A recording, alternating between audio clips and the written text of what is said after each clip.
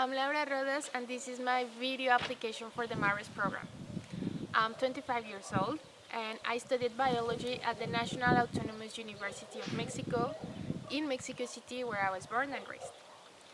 A little bit about me is that I really enjoy being outdoors, so swimming, trekking and wildlife photography are my passion. I also love traveling, so I get to know new ecosystems, different cultures, and new food, which I really love. And however, when I'm traveling, there is always a constant reminder that this beautiful biodiversity and the people that depend on them are decaying. I had the opportunity to live in the Mexican Caribbean, which is gorgeous, but has massive constructions and receives thousands and thousands of tourists. So there is a lot of ecological pressure, and unfortunately that implies social and economical inequalities. Um, I also witnessed numerous abuses into the wildlife by poorly handled tourists. These experiences gave me the will to protect the oceans. That's why I'm really keen into the MARRES program, since it not only has an academic point of view, but also comprehends a political, legal, and economic perspective, which for me are fundamental when creating conservation projects.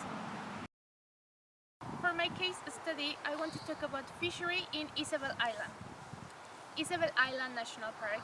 It's an area in the Californian Gulf in the Mexican state of Nayarit.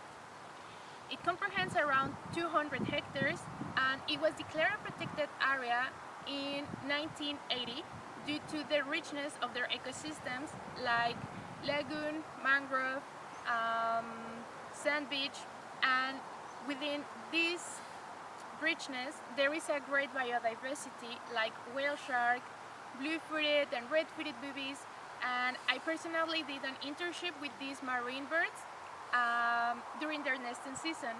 And at this point of my life, it's when I became aware of the fishing practices and their conflict of interest between humans trying to survive and the fauna trying to flourish. Now, since the marine area is protected, there is an agreement with the Natural Resources Ministry of a temporal camping site for fishermen who come the whole year and they stay for lapses of around 1 week each time, and they only can use artisanal small-scale practices for commercial purposes. There are some studies that show that the fishing ecological print on the Nayarit coast does not exceed the area's biocapacity, which suggests healthy fishing practices. However, small-scale fisheries have been largely neglected during the development of environmental and economic policies worldwide. This neglect is due to the lack of important data such as landing, fishing effort, spatial distribution of these fishing activities. These data are important for an adequate management of these fishing practices, since this particular island holds an importance for tourism, scientific research, and fishery.